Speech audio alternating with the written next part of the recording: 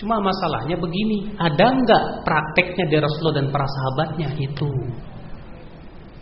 Anda boleh berdalil dengan hadis itu. Memang hadis itu umum. Sholat berjamaah lebih baik daripada sholat sendirian 27 kali.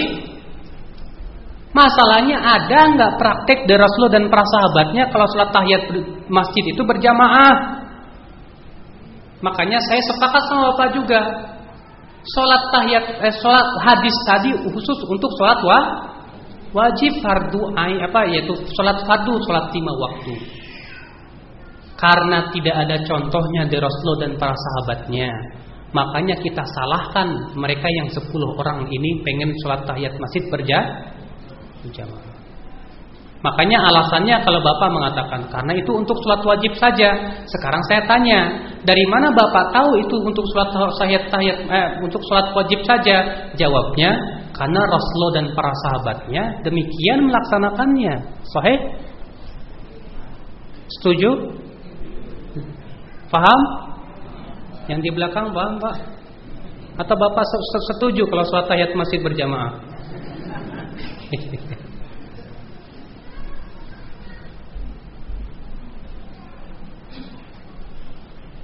Pahami, Pak? Makanya di situ ada subjudul, Pak, antara pemahaman sahabat dan dalil yang umum. Bapak pahami dulu ya, dalil yang umum itu apa?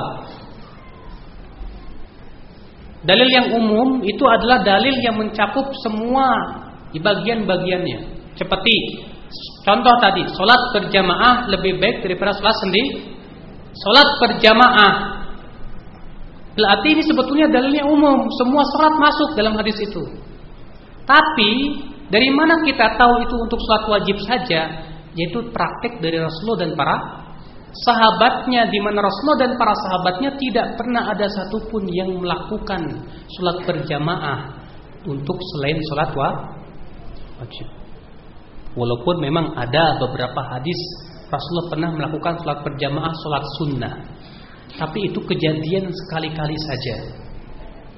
Ya, tidak bisa dijadikan sebagai sesuatu keumuman. Perhatikan ini. Contoh lain, saya berikan contoh pada antum.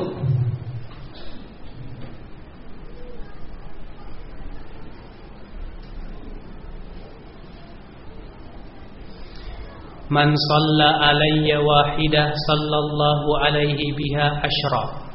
Siapa yang salawat kepadaku 1 kali, maka Allah akan bersalawatnya 10 kali. Hadis ini umum tidak?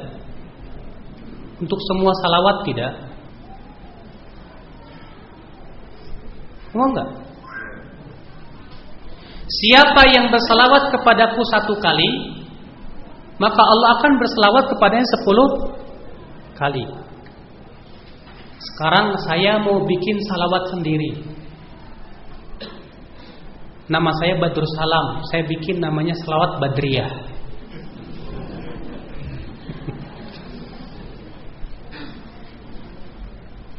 Kira-kira boleh tidak, Pak? Saya mau bikin salawat sendiri, tapi tetap salawatnya sama Rasulullah, tapi bikin lafaz sendiri. Saya bikin gubahan syair yang indah buat Rasulullah. Jadi sebuah salawat yang siapa yang mengamalkannya bisa dapat pahala sekian banyak besarnya. Dalilnya mana? Ya saya tadi punya hadis.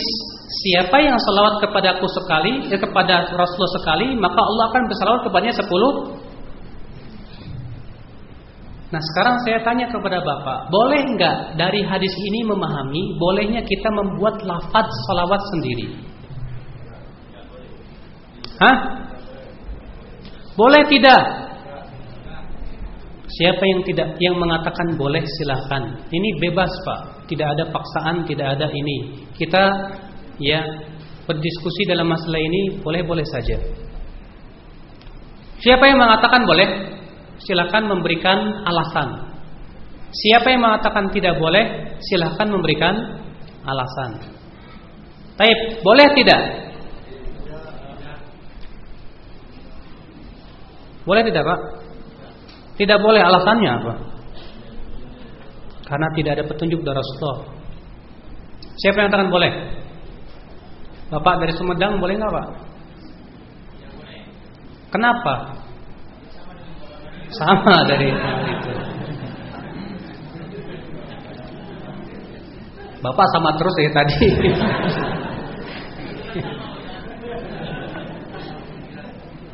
Baik Pak, saya berikan sebuah hadis kepada Bapak. Hadis itu sahih dari Bukhari dan Muslim. Ada seorang sahabat datang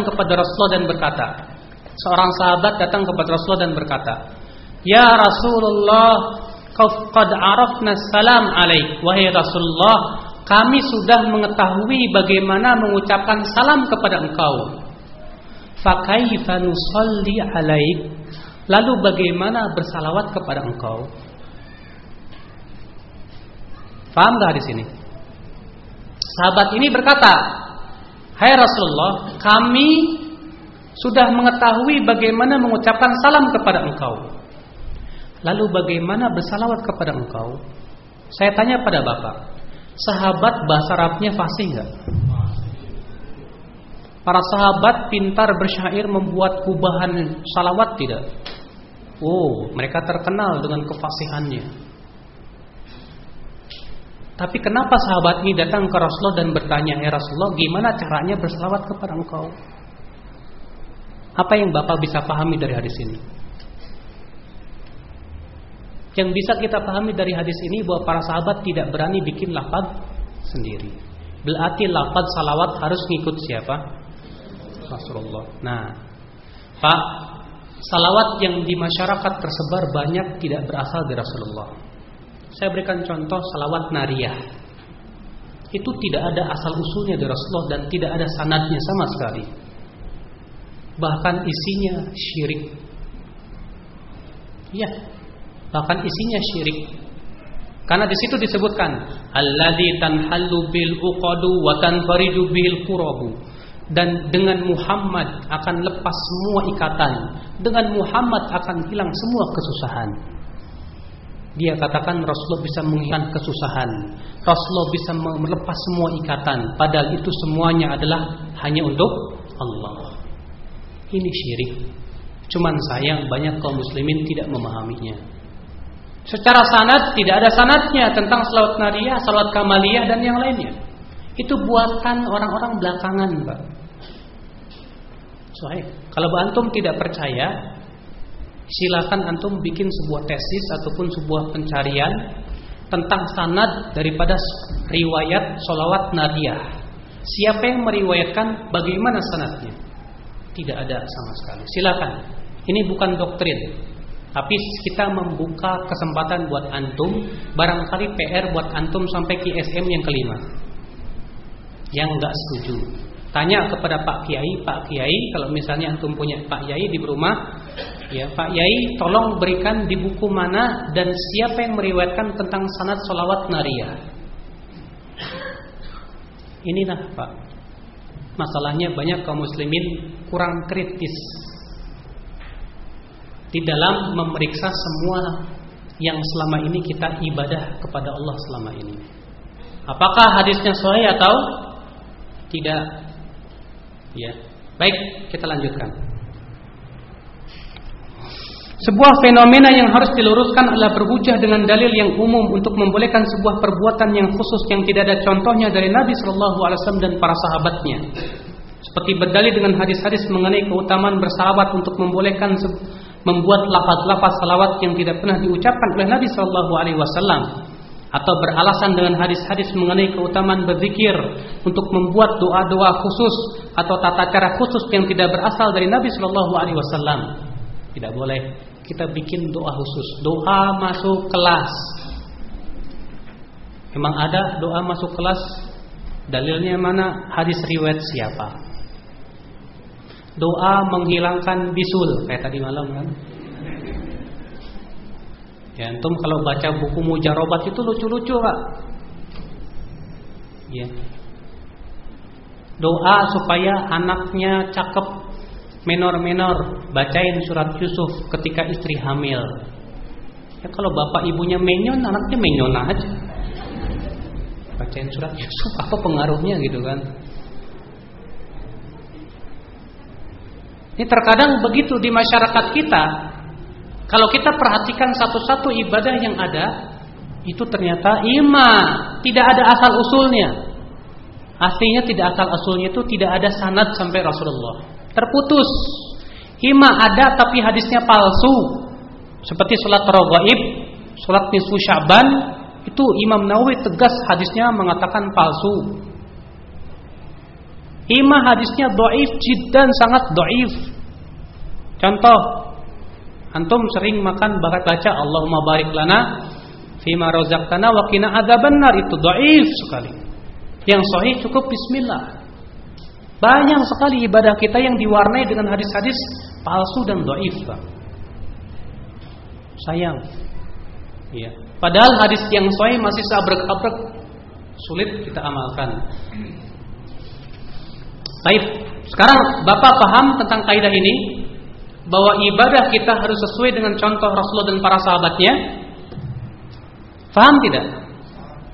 Baik, yang belum paham dan yang tidak setuju silahkan mengemukakan alasannya. Semoga ya Bapak bisa memahami ini. Kelak nanti akan kita bahas beberapa permasalahan yang lain, Pak. Acuan kita di sini, Pak. Kaidah yang kedua, atau kita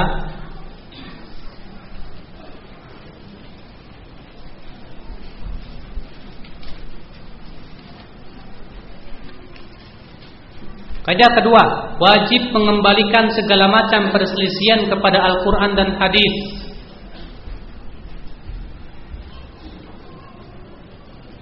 Nah, mungkin Bapak tadi bertanya kepada saya, Ustadz, katanya tadi harus mengembalikan kepada pemahaman para sahabat. Nah, sekarang kalau terjadi perselisihan, kan kita harus kembali kepada Al-Quran dan hadis. Iya.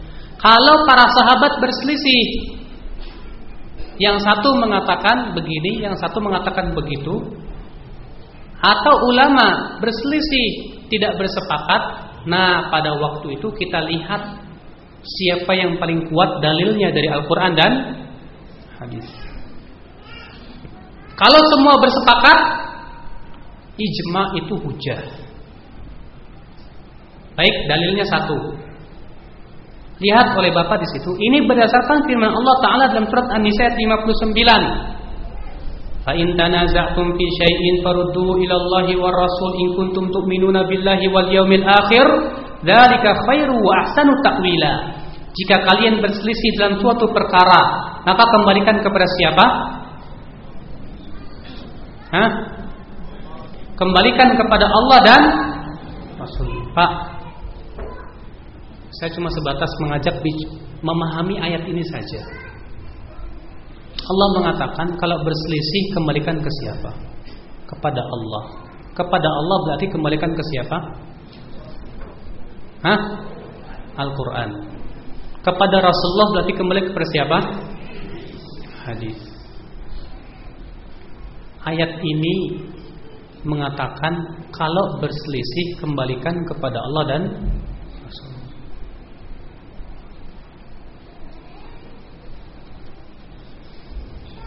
Pahami baik-baik.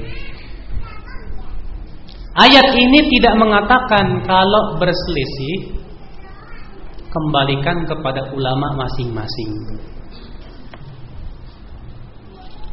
Antum sering dan kita sering mendengar di masyarakat kita seperti itu. Lah itu kan pemahaman ulama sampean. Saya juga punya ulama. Oke. Itu kan pemahaman ulama kamu. Saya juga punya ulama. Sering kita dengar di masyarakat seperti itu.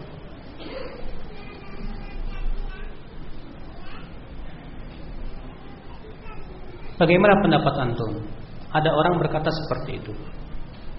Itu kan menurut pendapat ulama kamu. Saya juga punya ulama. Ya udahlah, masing-masing ulama-ulama masing-masing. Ente punya ulama, saya punya ulama. Betul tidak sikap seperti itu?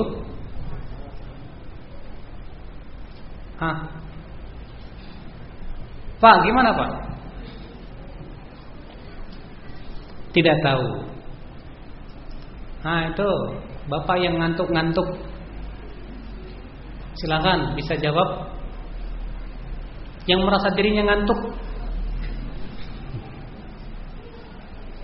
silakan bisa jawab betul tidak perkataan orang ini. Itu kan menurut pemahaman ulama kamu. Saya juga punya ulama. Jadi ya masing-masing aja ulama-ulama kamu. Ulama kamu berdasar Quran dan hadis, saya juga Al-Quran hadis. Gitu.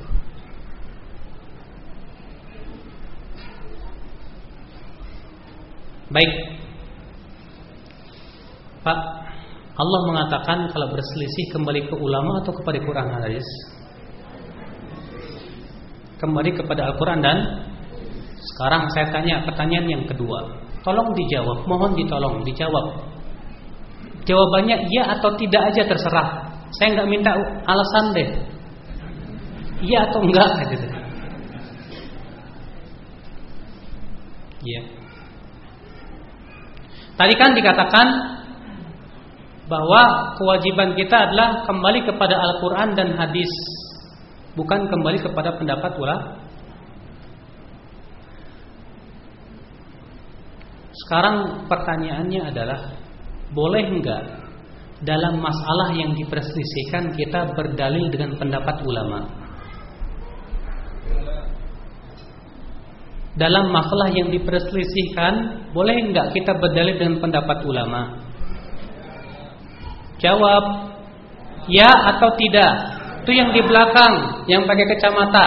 Nah, kalau pakai kacamata katanya pinter. Betul Pak, boleh enggak Pak? Enggak. Betul, enggak boleh. Kalau masalah yang diperselisihkan, tidak boleh kita berdalil dengan pendapat ulama. Kalau ada orang bertanya, tapi kan ulama juga berdalil dengan Al-Quran dan hadis. Emangnya kamu kira ulama saya nggak berdalil dengan Quran dan hadis? Punya dalilnya, kamu aja nggak tahu. Begini, ketika terjadi ikhtilaf para ulama tidak pernah berkata begini. Misalnya Imam Syafi'i berdialog dengan Imam Ahmad. Hai Imam Ahmad, siapa ulama peganganmu? Enggak pernah.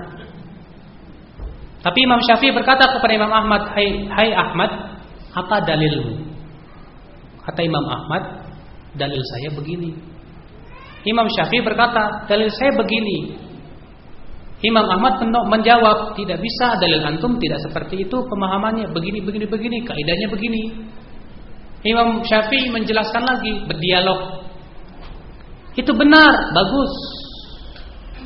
Saya berikan contoh. Terjadi ikhtilaf para ulama misalnya dalam masalah boleh tidak bergerak lebih dari 3 kali dalam sholat. Imam Syafi'i berpendapat, siapa yang bergerak lebih dari 3 kali dalam sholat, batal sholatnya. Ini pendapat Imam Syafi'i. Jumhur mengatakan boleh lebih dari 3 kali selama bukan gerakan yang banyak.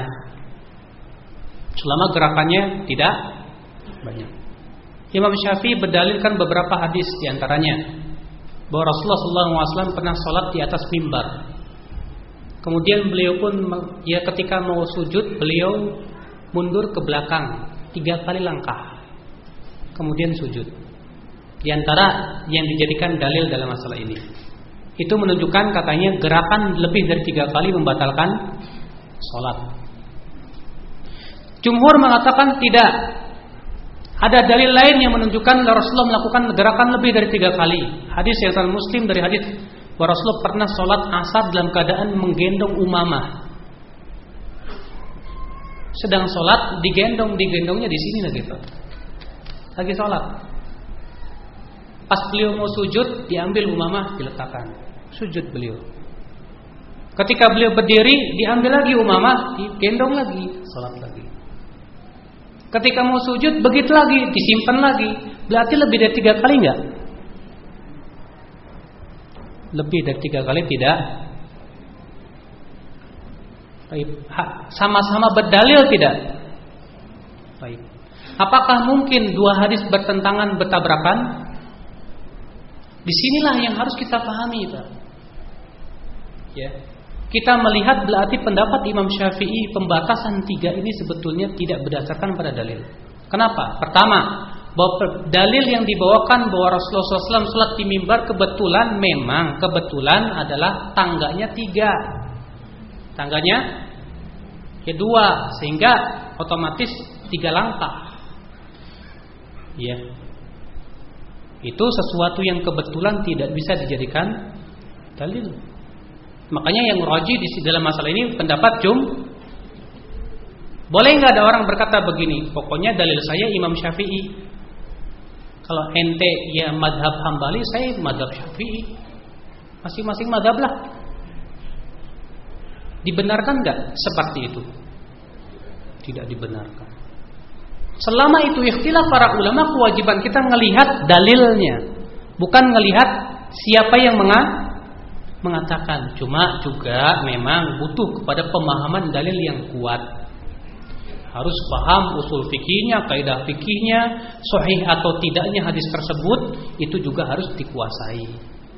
Nah, kalau kita gimana Ustadz yang awam nggak pernah paham masalah itu? Allah berfirman, "Fas'alu ahla dzikri in kuntum la ta'lamun." Tanya ke ahlinya kalau kamu tidak tahu.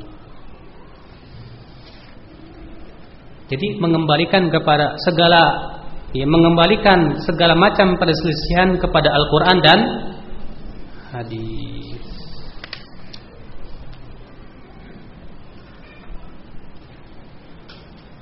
Maka dari itu Pak, tidak boleh kita fanatik mazhab. Fanatik mazhab itu tidak pernah diajarkan oleh Allah dan Rasulnya. Iya. Kaidah ketiga, silakan lihat.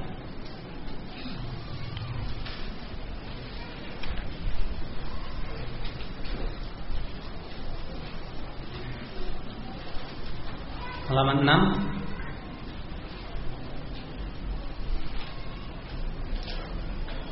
Kebaikan adalah apa yang dianggap baik oleh Allah dan Rasul-Nya. Dan keburukan adalah apa yang dianggap buruk oleh Allah dan Rasul-Nya. Kebaikan adalah apa yang dianggap baik oleh Allah dan Rasul-Nya. Dan keburukan adalah apa yang dianggap buruk oleh Allah dan Rasul-Nya. Saya berikan contoh di sini perkataan, sebagian orang bila diingkari bid'ah yang ia lakukan, ia berkata, ini kan baik, ini kan bid'ah yang baik.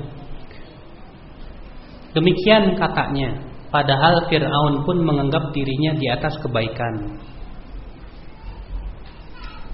Allah berfirman, qala fir'aunu ma urikum illa ma ara wa ma ahdikum illa sabilar rasyad. Fir'aun berkata, aku hanya mengemukakan kepadamu apa yang aku pandang baik, dan aku hanya menunjukkan kepadamu jalan yang benar.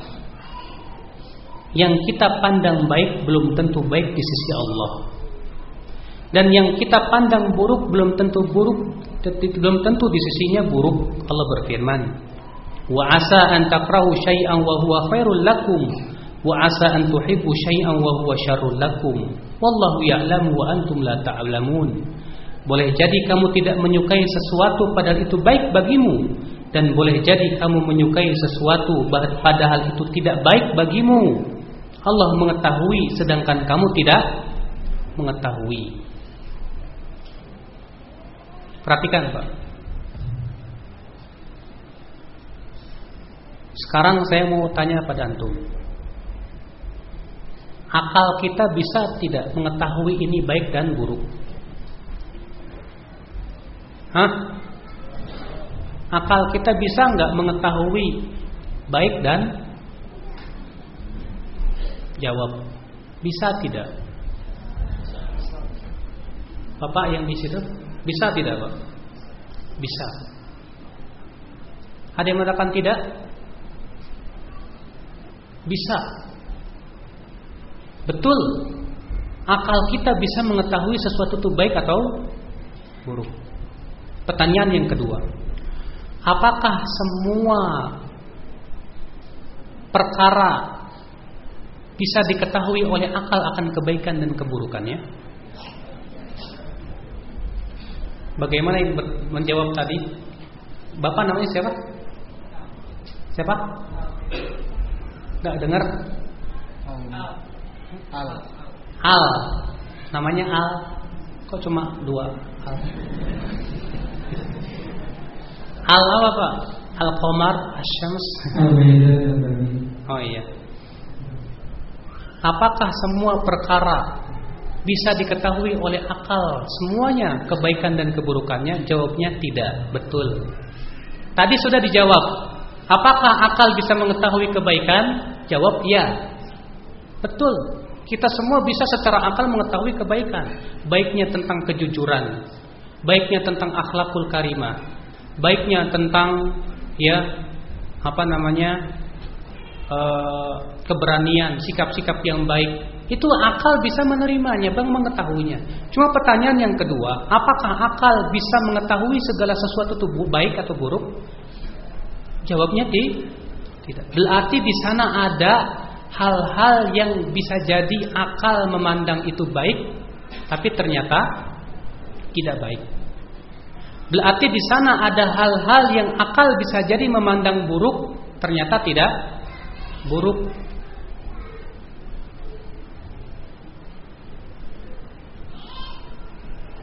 Pertanyaannya saya adalah batasannya apa?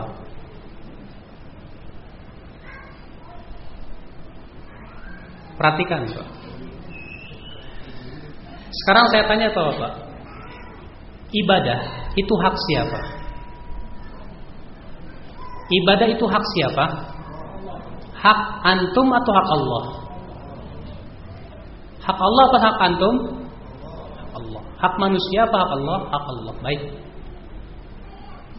Betul tidak? Pak, antum setuju nggak? Ibadah itu hak siapa? Ibadah itu yang berhak diibadahi siapa? Allah, iya kan?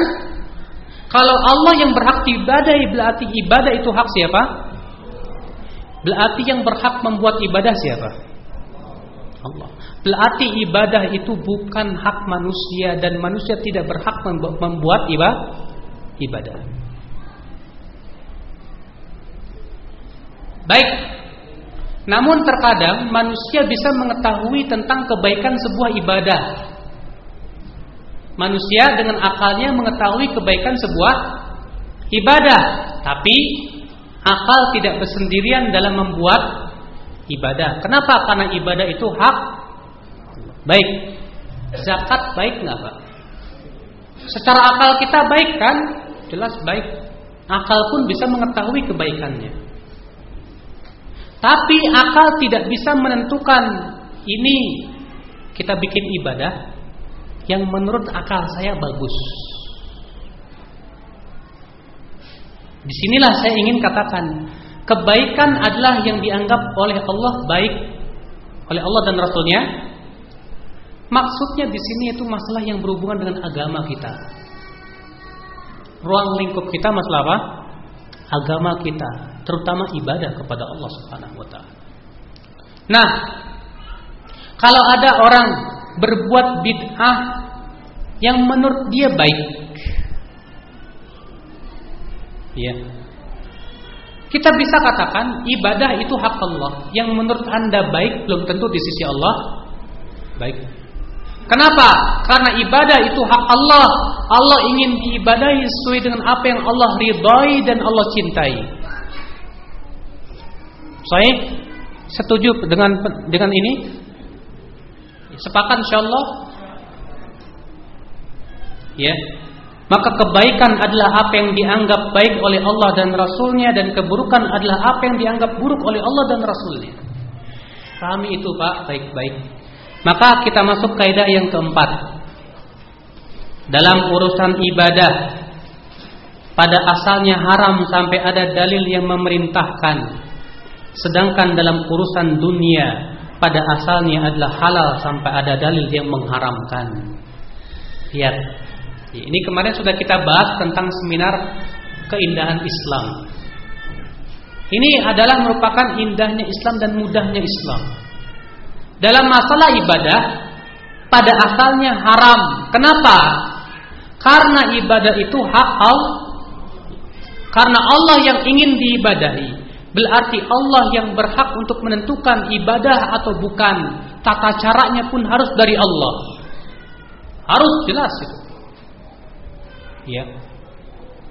Maka pada waktu itu dalam masalah ibadah tidak boleh kita katakan boleh kecuali kalau ada wahyu dari Allah Rabbul Alamin. Kecuali kalau ada dalil dari Al-Quran dan hadis Nabi Sallallahu Alaihi Wasallam. Masalah dunia beda. Masalah dunia pada asalnya halal. Jangan kita haramkan dulu sampai ada dalilnya. Allah berfirman dalam surat Al-Baqarah 29. Walladzi khalaqalakum ma fil ardi jami'a. Allah yang menciptakan buat kamu apa yang ada di muka bumi. Pak, sekarang Bapak masih ragu misalnya. Ini ada yang mengatakan ibadah ini bid'ah. Ada yang mengatakan ibadah ini enggak bid'ah. Aduh, saya bingung gimana nih. Saya tanya pada Bapak, kalau Bapak ragu seperti itu, boleh tidak melakukannya dulu?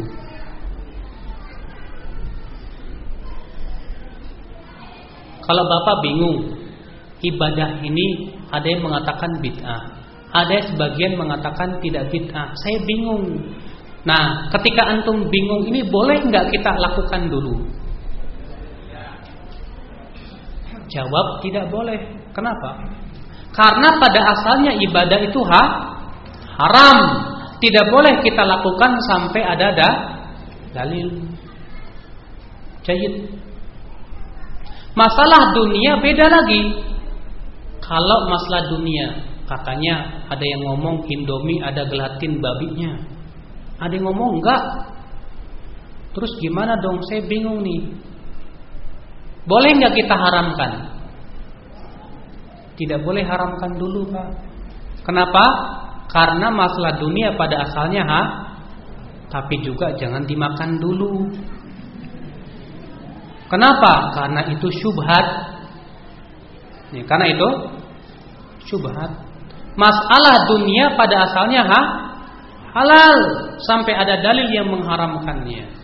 Antum makan berbagai macam makanan, silahkan makan sampai ada dalil yang mengharamkannya. Atau ternyata itu mudarat jelas buat kehidupan kita. Makanya saya pernah ada ditanya sama orang, antum katakan bahwasanya rokok itu haram. Mana dalil dari Al-Quran dan hadis yang mengatakan rokok haram? Ya memang betul kata saya, tidak ada dalil dari Al-Quran dan hadis mengatakan ya inna dukhon haramun misalnya, nggak ada, tidak ada ayatnya, tidak ada hadisnya rokok haram, betul. Tapi saya mau bertanya sama antum, antum mau nggak makan kelabang? Apa jawabnya? Nggak mau. Loh, kok nggak mau? Emang ada hadisnya? Al-Quran hadis mengatakan kelabang haram? Nggak ada. Kenapa? Kan berbahaya itu, ada bisanya. Apalagi rokok juga sama-sama bahaya kata saya. Sepakat? Kalau nggak ada dalilnya tapi kemudarat juga tidak boleh. Pak, masalah dunia pada asalnya halal. Kalau kecuali kalau ada dalil yang mengharamkannya. Masalah ibadah pada asalnya haram sampai ada dalil kaidah ini hadis man amila amalan laisa alaihi amruna fahuwa raddun. Barang siapa yang beramal dengan suatu amalan yang tidak ada di atas perintah kami, maka amalan tersebut tertolak. Maka bila Anda ragu mengenai suatu hukum ibadah, janganlah engkau lakukan dahulu, karena pada asalnya ibadah itu haram. Dan bila telah ada perintah untuk suatu ibadah, maka melakukannya pun harus sesuai dengan contoh Rasul dalam 6 perkara. Lihat, kalau sudah ada perintah ibadah, melakukannya pun harus sesuai dalam 6 tempat. Silahkan antum dilihat di halaman 7 di situ di bawah. Tempat. Maka tidak boleh kita menentukan tempat yang diyakini mempunyai keutamaan sementara tidak ada dalilnya. Menurut saya, Salat di Kubah Emas di Depok itu lebih utama 20 kali lipat daripada salat-salat biasa. Menurut antum itu benar nggak? Antum pernah dengar Masjid Kubah Emas Depok yang dibangun sampai 100 miliar katanya? Kalau ada orang berkata begitu, saya punya keyakinan salat ya di Masjid Kubah Emas itu 20 kali lipat pahalanya daripada salat di Masjid Istiqlal. Boleh enggak? Boleh enggak? Aduh, kayaknya udah pada lemes nih, udah ngantuk. Anak juga jadi ngantuk, udah tidur aja deh. Boleh enggak? Tidak boleh kan? Kenapa tidak boleh? Karena tidak ada dalilnya, Pak. Tapi kalau antum punya keyakinan sholat di Masjid Nabawi 1000 kali lipat dari sholat yang lainnya, boleh tidak? Boleh, hadisnya sahih. Berarti jangan menentukan tempat sendiri. Saya mau beribadah khusus di dekat makam Wali Songo.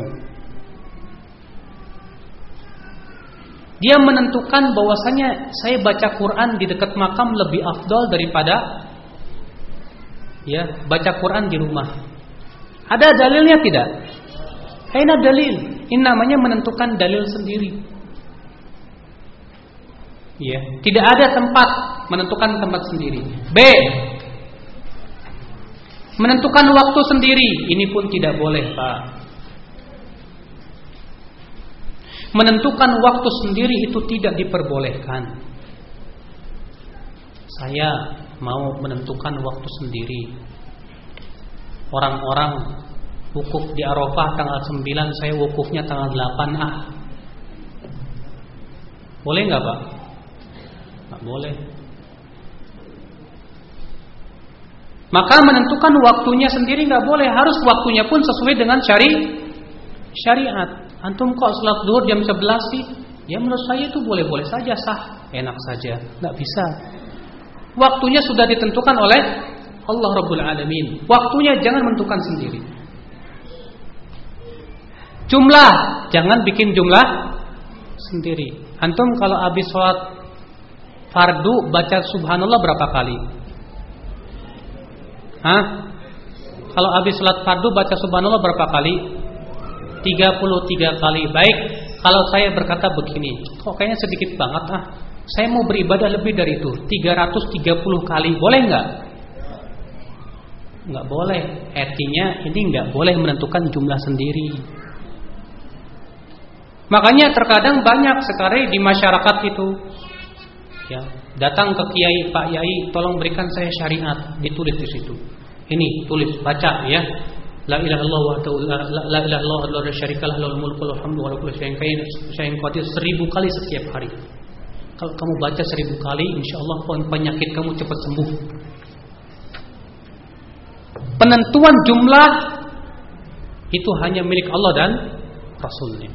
Dalam ibadah, bukan menurut pendapat kiai ataupun ulama. Karena ini ibadah itu hak Allah dan Rasulnya. Jumlah, sebab, jangan bikin sebab sendiri. Kalau antum bersin, baca alhamdulillah. Dijawab oleh temannya apa? Yarhamukallah. Dijawab lagi yahdikumullah wa yuslih.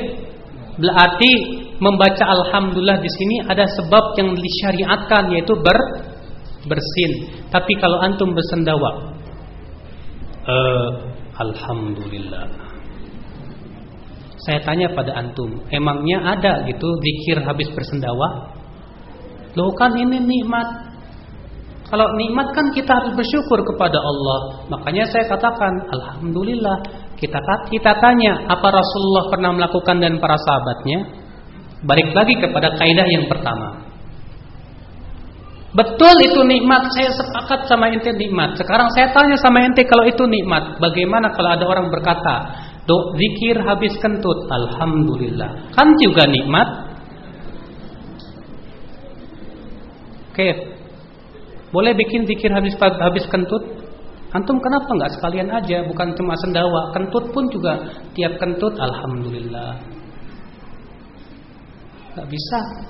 Kenapa? Jawabnya karena Rasulullah dan para sahabatnya tidak mengamalkannya. Demikian pula para tabi'in, tabi'ut tabi'in, demikian pula imam yang 4, tidak ada yang mengamalkannya. Ya.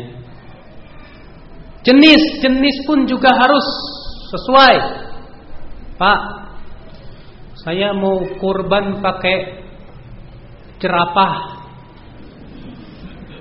Kok kenapa? Habis sapi mah kecil, jerapah kan gede, pahalanya lebih gede. Sekalian aja gajah, gitu kan? Nggak bisa yang namanya ya akhi, ya jenis hewan kurban itu sudah ditentukan oleh syariat, kambing atau sapi atau unta. Nggak boleh yang lainnya karena sudah ditentukan jenisnya, tidak boleh yang lain. Nah ini dalam 6 perkara tidak boleh kita bikin sendiri. Ternyata perbuatan yang Bapak lakukan, tahu-tahu ada orang memvonis bid'ah. Akhirnya pertama telinga kita panas. Tapi Pak, sebetulnya orang yang berakal dan berpikir, dia selalu menerima kritikan yang sifatnya membangun. Itu tanda orang tersebut tawadhu. Ya. Makanya kalau ada orang mengatakan, maaf Pak, perbuatan Bapak kok bid'ah, jangan dulu kita marah, jangan dulu kita panas, tapi anggap saja ini sebuah kritik yang bisa membangun kita dan menggugah kita. Barangkali yang dikatakan orang itu benar. Barangkali orang yang dikatakan orang itu benar. Ya. Makanya kalau ternyata kita setelah tahu itu tidak benar, apa susahnya kalau ternyata kita rujuk?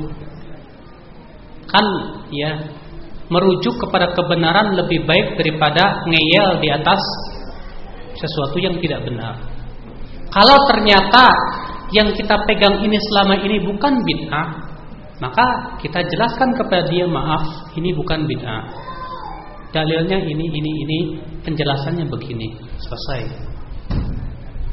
Ya, Bapak sekalian, mungkin ketika kita akan membaca tentang bid'ah, akan muncul perkataan orang seperti ini. Kok Ustadz, selama saya ikut KSM dikit-dikit bid'ah? Barangkali akan muncul perkataan seperti itu. Saya ikut KSM dikit-dikit bid'ah. Tentu Pak, dalam manhaj membid'ahkan tidak semudah yang kita pikirkan. Ahlussunnah wal jamaah mempunyai manhaj yang jelas dalam masalah mengatakan itu bid'ah atau bukan. Makanya kata para ulama, orang yang ingin membid'ahkan sesuatu harus menguasai 2. Yang pertama menguasai sunnah Rasul, yang kedua menguasai ilmu pokok-pokok mengenai hukum membid'ahkan. Siapa yang tidak terpenuhi 2 syarat tidak boleh dia sembarangan mengatakan itu bid'ah.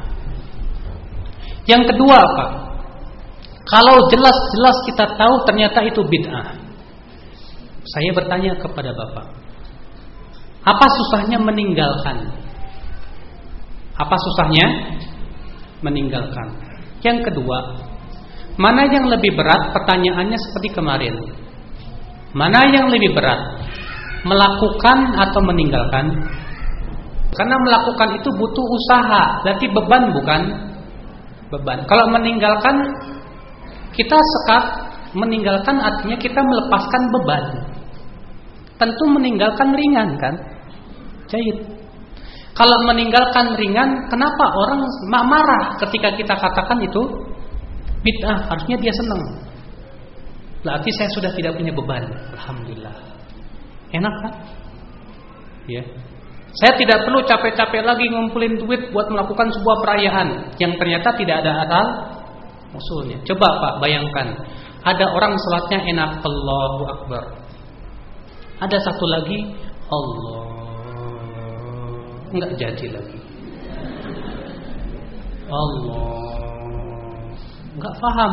Ternyata katanya saya harus mengucapkan niat di hati ketika takbiratul ihram. Padahal Rasulullah SAW kalau sholat cukup Allahu Akbar, enak, mudah. Dia begitu beratnya proses dia. Nah jadi masalah Kenapa kita yang mudah pengennya yang berat? Ini pertanyaan ini harus antum bisa ya pikirkan dalam pikiran antum, dan kemudian antum bisa cerna.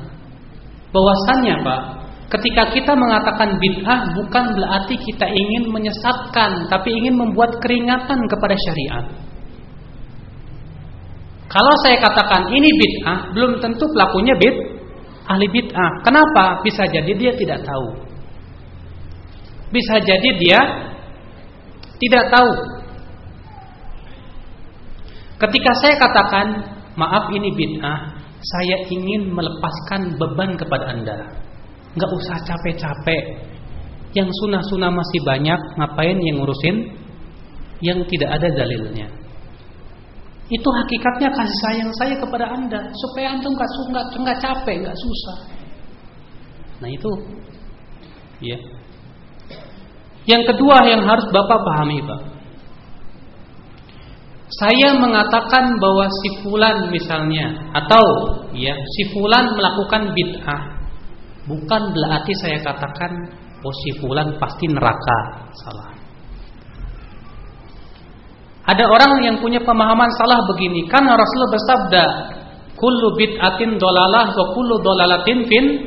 Setiap bid'ah itu sesat dan setiap sesat itu dalam api neraka. Lalu ada orang punya pemahaman yang salah. Begini Pak kesalahannya. Dengarkan, perhatikan baik-baik. Wah, si fulan ngecap ini bid'ah. Tuh berarti dia ngecap saya ahli neraka. Jawab, tidak. Cap ahli bid'ah bukan cap ahli neraka. Karena cap ahli bid'ah di dunia, cap ahli neraka di akhirat. Neraka itu hak Allah. Allah mau masukin ke surga atau ke neraka itu hak. Cuma memang orang yang berbuat bid'ah terancam masuk neraka, tapi tidak boleh dipastikan masuk. Bedakan kata-kata terancam dengan dipastikan, beda.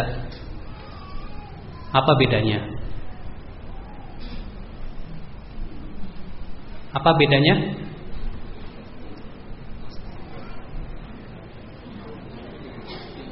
Antum yang begitu khusyuknya menundukkan pandangan.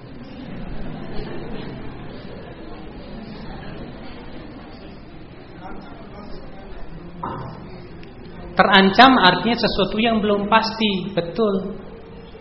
Terancam masuk neraka belum pasti masuk. Pak, perhatikan. Manhaj Ahlussunnah wal Jamaah. Sudah kita bahas kemarin bahwa Islam itu agama kasih sayang, bukan agama yang tidak sayang. Makanya Ahlussunnah wal Jamaah tidak pernah memastikan orang pasti neraka, nggak pernah. Bahkan mereka tidak berani, bahkan itu haram. Sebagaimana kita tidak boleh memastikan seseorang pasti neraka, kita pun tidak boleh memastikan si fulan pasti surga. Itu manhaj Ahlussunnah wal Jamaah.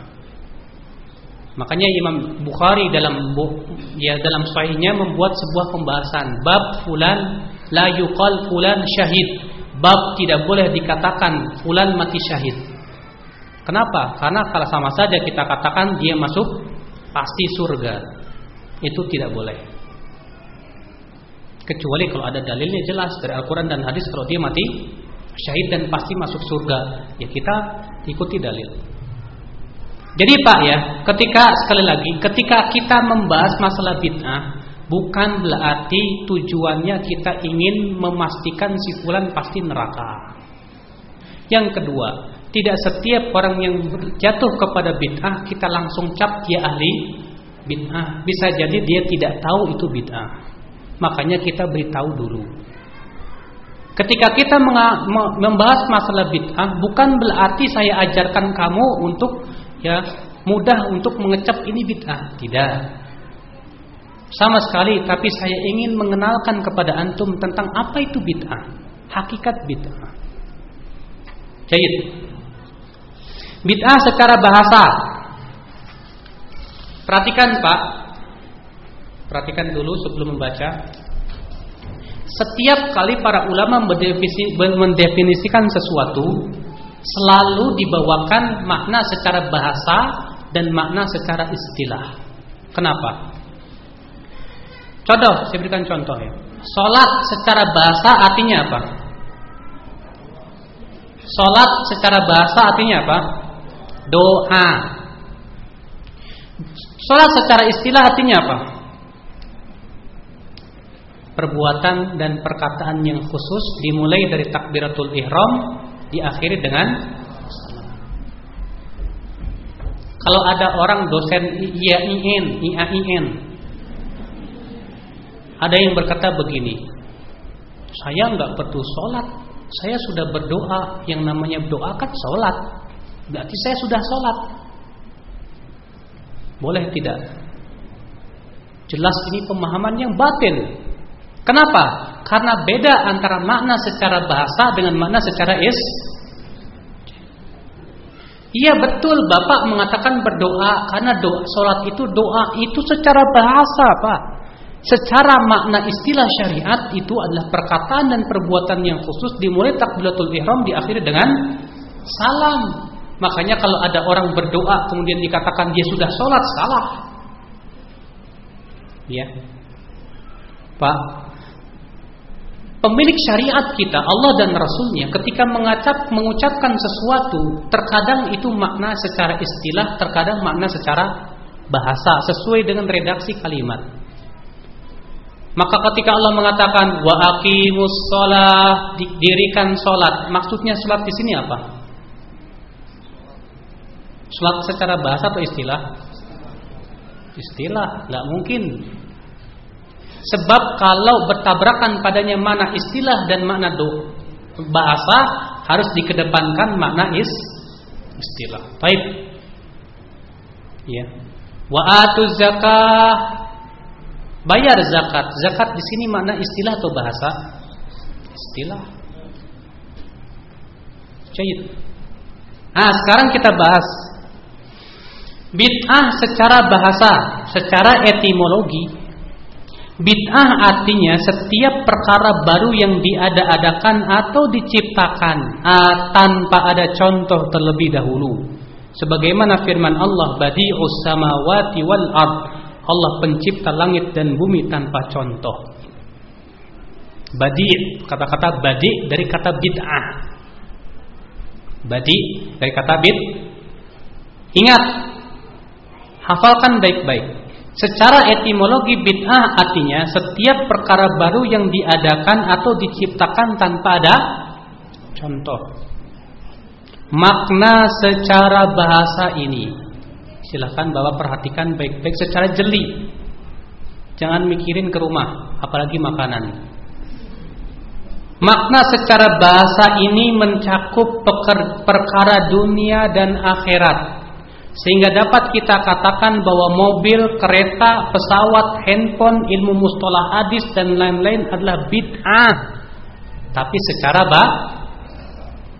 karena tidak ada contoh sebelumnya. Namun, saya garis bawah di sini, sesuatu yang menurut bahasa bid'ah belum tentu secara istilah dianggap bid'ah.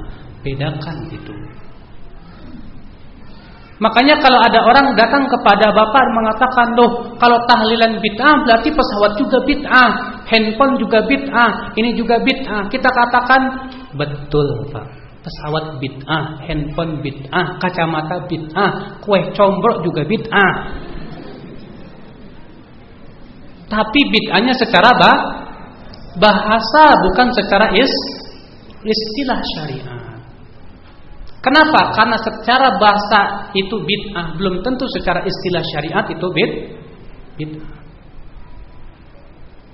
Bagaimana caranya? Bagaimana penjelasannya? Kita lihat.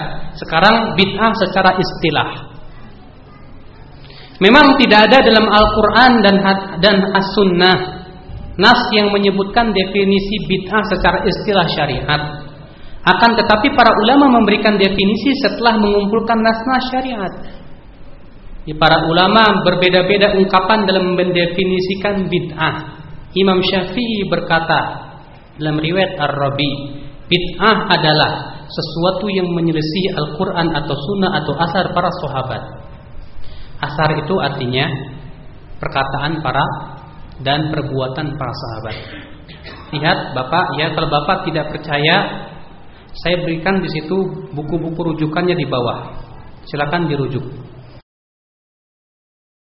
Yang pertama, ruang lingkup bid'ah secara istilah hanyalah terbatas dalam masalah agama atau ibadah. Ini ditunjukkan oleh definisi Imam Asy-Syatibi. Bid'ah inilah yang dimaksud oleh Nabi SAW bahwa setiap bid'ah adalah sesat. Artinya bid'ah secara istilah syariat. Maka keluar dari batasan agama adalah masalah yang sifatnya dunia. Pak, tadi sudah kita bahas. Masalah dunia pada asalnya apa? Makanya tidak ada bid'ah dalam masalah dunia. Masalah dunia tidak ada bid'ah. Kenapa? Karena masalah dunia pada asalnya, kecuali kalau masalah dunia itu dijadikan ibadah secara zatnya. Contoh, saya mau beribadah kepada Allah dengan cara makan tempe. Maka kita katakan kamu jangan berbuat bid'ah. Masa ada ibadah dengan makan tempe? Ada orang menyukur rambut dibotak lenang. Lalu dia berkata, ini kesempurnaan ibadah. Kayak orang Hindu, Shaolin. Kalau orang Hindu, menurut orang Hindu, Shaolin itu dibotak itu kesempurnaan ibadah. Sampai titiknya 6 sini Pak. Antum titiknya 2 di sini. Beda tentunya. Ini Pak, perhatikan. Maka masalah ibadah itu pada asalnya apa? Kembali lagi kepada yang pertama tadi kaidahnya. Masalah ibadah pada asalnya haram.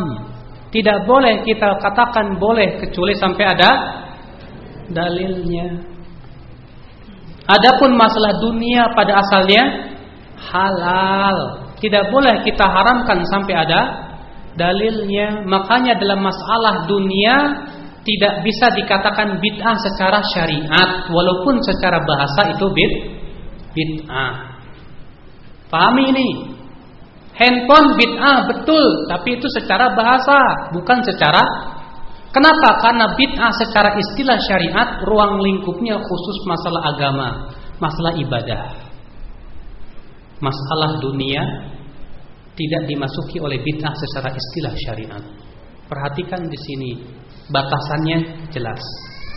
Ya. 2, antum lihat. Bid'ah adalah sesuatu yang tidak ditunjukkan oleh dalil dalam syariat. Adapun yang ditunjukkan oleh kaidah-kaidah syariat, maka bukanlah bid'ah secara istilah syariat, walaupun dari sisi bahasa ia dikatakan bid'ah. Ini ditunjukkan oleh definisi Ibnu Rajab. Maka yang bersumber dari Al-Quran dan Sunnah bukanlah bid'ah secara istilah syariat, walaupun dianggap bid'ah secara bahasa. Contohnya apa? Mengumpulkan Al-Quran. Masih panjang Pak, wajibnya mengenal bid'ah, sebab-sebab terjadinya bid'ah, bahaya bid'ah, baca sendiri. Saya kira cukup sampai di sini karena waktu sudah habis. Kita buka tanya jawab. Sunnah secara arti bahasa artinya thariqah, tata cara. Sunnah secara arti bahasa artinya thariqah atau tata. Sedangkan sunnah secara istilah syariat artinya setiap ajaran yang diajarkan oleh Rasulullah itu disebut sunnah. Namun setelah munculnya ilmu-ilmu, maka para ulama mendefinisikan sunnah sesuai dengan disiplin ilmu. Maka menurut ilmu hadis, sunnah artinya kullu ma ukhida an Rasulillah min qaulin aw fi'lin aw taqririn aw sifatin khalqiyah aw khuluqiyah. Setiap yang diambil dari Rasulullah, baik perkataan, perbuatan, persetujuan atau akhlak Rasulullah SAW. Menurut ilmu akidah, sunnah artinya kebalikan dari bid'ah.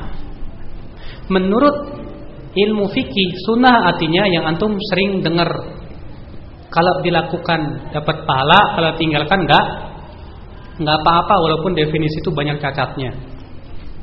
Ya. Menurut ilmu usul fikih, sunnah artinya bima tuliba bihi amron ghairu jazim, ma tuliba bihi fi'luhu amron ghairu jazim. Setiap yang diminta untuk melakukannya namun perintahnya tidak kuat. Maka setiap disiplin ilmu ketika mendefinisikan secara istilah daripada apa sunnah, mereka mendefinisikan sesuai dengan disiplin ilmu tersendiri. Pahami ini. Maka ya bagaimana membedakan antara sunnah yang wajib dengan sunnah yang tidak wajib? Itu adalah pembahasan usul fikih.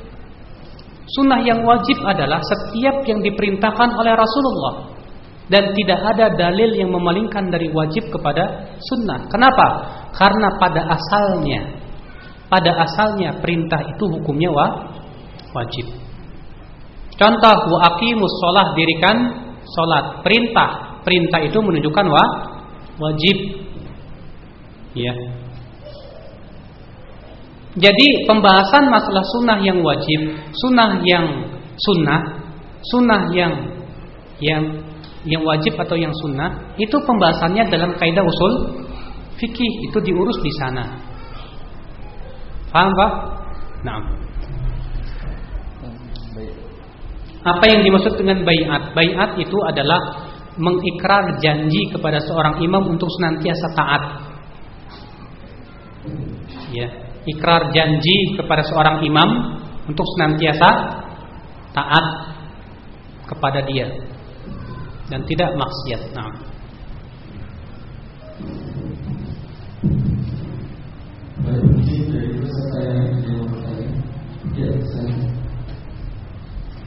saya dari Batu Haji yang menanyakan, saya pernah menghadiri sebuah majelis taklim atau majelis zikir di mana ada doa, dan di dalam doa itu ada sebuah tawasul yang mengatasnamakan salah satu ulama yang ini ada di Jalan Ustaz. Dan bagaimana untuk bertawasul ini menurut As-Salamualaikum dan juga bagaimana bertawasul yang baik menurut Bapak sekalian, Syekh Abdul Qadir Jailani akidahnya selamat, tauhid di atas akidah sahabat. Beliau termasuk ulama yang mengharamkan tawasul kepada mayat. Tapi kemudian pengikutnya berlebih-lebihan. Akhirnya mereka bertawasul dengan nama Syekh Abdul Qadir Jailani. Ya. Ketahuilah sesungguhnya tawasul kepada orang yang sudah mati itu hukumnya syirkun akbar. Kenapa? Karena itu perbuatan orang-orang musyrikin di zaman Rasulullah. Ketika Allah berfirman dalam surat Az-Zumar ayat 3, "Walladzina takhadhu min duni awliya'a ma na'buduhum illa liyuqarribuna ila Allahi zulfa." Perhatikan ayat ini. Dan orang-orang yang menjadikan tandingan selain Allah, mereka berkata, kami tidak menyembah tandingan itu kecuali untuk mendekatkan diri kepada Allah sedekat. Kami tidak menyembah tandingan itu kecuali untuk mendekatkan diri kepada Allah sedekat. Dahulu orang-orang musyrikin ketika menyembah Lata, Uzza, Manat, Hubal. Pernah dengar enggak, Pak? Lata itu siapa? Ibnu Abbas berkata, Allah dari kata-kata Lata Yaluttu. Ia seorang orang yang soleh tadinya. Cuma dia sering kali Yaluttu sawiqan, yaitu mempersiapkan sawik, minuman segar buat para jemaah haji. Dari kata-kata Lata Yaluttu, jadi alat tukang menyediakan sawik. Adalah dia orang soleh selama hidupnya. Setelah mati dibangun sebuah patung, disebutlah namanya Lat. Nah, ketika orang musyrikin menyembah Lat, patung ini, mereka tidak menyembah patung itu, tapi mereka ingin bertawasul supaya bisa mendekatkan diri kepada Allah melalui patung Lata ini orang soleh. Nah, ini kemusyrikannya orang-orang musyrikin di zaman Rasulullah. Jelas. Ya. Makanya tawasul kepada orang yang sudah mati, baik wali maupun bukan wali, baik nabi maupun yang lainnya, selama dia sudah mati, maka itu hukumnya syirkun akbar. Kalau ada orang berkata, tapi kan nabi atau wali itu bisa mendengar dalam kuburnya? Kita jawab, kalaupun misalnya kita katakan bahwa nabi dan para wali bisa mendengar dalam kuburnya, mana dalilnya kalau para nabi dan para wali bisa menyampaikan doa kita kepada Allah dalam kuburnya? Mana dalilnya kalau ternyata ya para nabi dan wali bisa memberikan manfaat buat kita? La wallah. Justru para sahabat tidak pernah tawasul kepada Rasulullah yang sudah mati. Tidak pernah. Bahkan dalam satu athar disebutkan bahwa Umar berkata, datang kepada Abbas bin Abdul Muttalib dan berkata, "Hai Abbas, kami dahulu ketika Rasulullah masih hidup, kami datang kepada Rasulullah supaya beliau berdoa diturunkan hujan. Sekarang Rasulullah sudah mati, kami datang kepada engkau, berdoalah engkau supaya diturunkan hujan." Lihat, Umar, para sahabat tidak datang ke kuburan Rasulullah. Ikhwatal Islam, azani Allah wa iyyakum. Maka dari itu, tawasul kepada yang sudah mati, baik itu Syekh Abdul Qadir Jailani ataupun imam atau wali sanga, ya, ataupun yang lainnya, maka tetap itu termasuk tawasul yang diharamkan dalam syariat kita.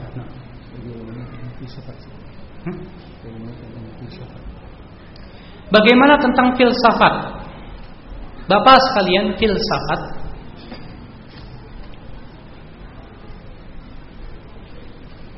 ia berasal dari pemikiran-pemikiran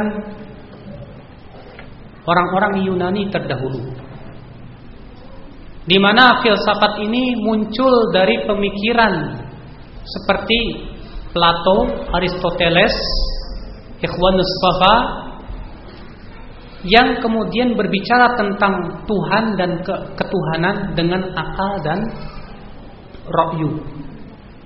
Sehingga akhirnya filsafat ini semuanya asasnya adalah mengagungkan akal. Jadi menurutnya segala sesuatu harus ditimbang dengan akal. Maka ketika ia berbicara tentang Allah, dia pun bicara dengan akalnya. Menurut filsafat, dalil atau wahyu itu bukan sesuatu yang pasti. Yang pasti itu menurut filsafat itu akal. Makanya mereka berani menolak wahyu kalau bertentangan dengan akal. Disitulah letak kesesatan yang nyata. Makanya apa? Ahli filsafat mengatakan bahwa alam semesta ini sesuatu yang azali, abadi, tidak akan pernah hancur. Orang ahli filsafat mengatakan, ya, katanya bahwa Allah Subhanahu wa taala itu atau malaikat itu sebetulnya sebatas simbol saja. Malaikat itu simbol, yaitu berupa kekuatan jiwa untuk melakukan kebaikan. Itu malaikat katanya. Itu adalah merupakan pemikiran-pemikiran hasil daripada apa? Ra'yu manusia. Jelas filsafat menyesatkan dan sangat menyesatkan. Makanya tidak aneh sebagaimana saya sebutkan kemarin, di IAIN ada ya sebuah kelompok mahasiswa, mereka berzikir dengan mengatakan anjing huwa akbar.